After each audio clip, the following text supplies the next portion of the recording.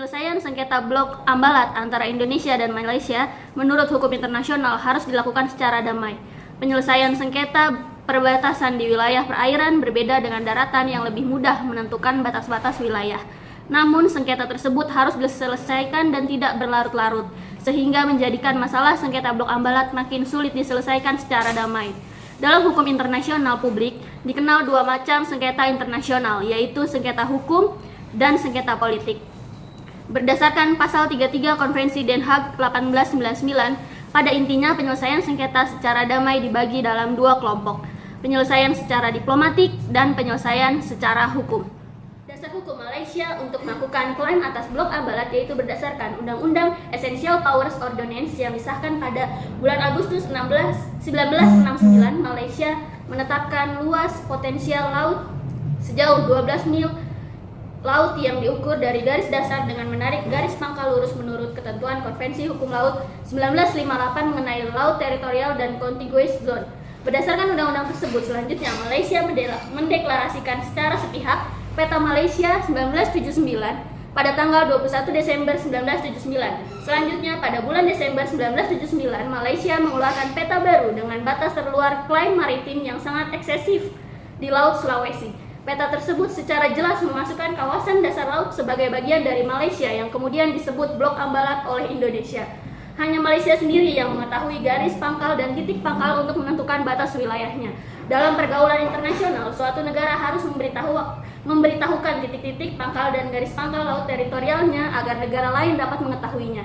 Ditinjau dari hukum laut internasional, Malaysia bukanlah negara kepulauan, oleh karena itu tidak dibenarkan menarik garis pangkal demikian sebagai penentuan batas laut wilayah dan landas kontinennya. Malaysia hanyalah negara pantai biasa yang hanya dibenarkan menarik garis pangkal normal dan garis pangkal lurus apabila memenuhi persyaratan-persyaratan, yaitu terdapat deretan pulau atau karang di hadapan daratan pantainya dan harus mempunyai ikatan kedekatan dengan wilayah daratan Sabah untuk tunduk pada rezim hukum perairan pedalaman sesuai dengan pasal 5 KHL 1958 tentang laut teritorial dan contiguous zone. Sebagai negara pantai biasa, oleh pengaturan dalam United Nations Convention on the Law of the Sea 1982, dinyatakan bahwa Malaysia hanya diperbolehkan menarik garis pangkal biasa dan garis pangkal lurus. Karena alasan ini, seharusnya Malaysia tidak diperbolehkan menarik garis pangkal lautnya dari Pulau Sipadan Higitan karena Malaysia bukan merupakan negara pantai. Namun di lain pihak, Malaysia menggunakan pasal 121 UNCLOS yang menyatakan bahwa setiap pulau berhak mendapatkan laut teritorial, zona ekonomi eksklusif, dan landas kontinennya terdiri sendiri-sendiri. Hal ini dapat dibenarkan, namun dalam penetapan landas kontinen antar negara juga harus memperhatikan apakah daratan dasar laut itu merupakan kelanjutan tanah alamiah sehingga itu merupakan daerah landas kontinen suatu negara, dan juga harus diperhatikan perjanjian batas landas kontinen yang telah ditetapkan oleh Indonesia dan Malaysia. Isi deklarasi UNCLOS 1982 antara lain, di antara pulau-pulau Indonesia tidak ada laut bebas, dan sebagai negara kepulauan, Indonesia boleh menarik garis pangkal dari titik-titik terluar pulau-pulau terluar. Menurut hukum laut internasional, Malaysia dan Indonesia telah meratifikasi UNCLOS 1982. Maka idealnya penyelesaian sengketa berdasarkan pada UNCLOS 1982, bukan pada ketentuan yang berlaku sepihak.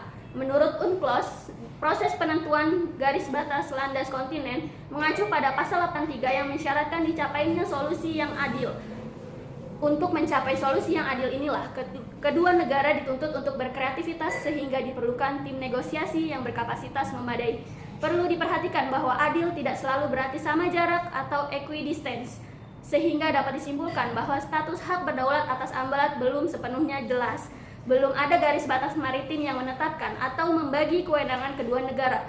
Meski demikian, pada landas kontinen Laut Sulawesi memang sudah terjadi eksplorasi sumber daya laut berupa pemberian konsesi oleh pemerintah Indonesia sejak tahun 1960-an kepada perusahaan asing yang tidak pernah diprotes secara langsung oleh Malaysia sampai dengan tahun 2002. Sejalan dengan itu, Malaysia juga telah menyatakan klaimnya atas kawasan tertentu di Laut Sulawesi melalui Peta 1979, meskipun kenyataannya peta itu diprotes tidak saja oleh Indonesia, tetapi negara tetangga lainnya dan dunia internasional.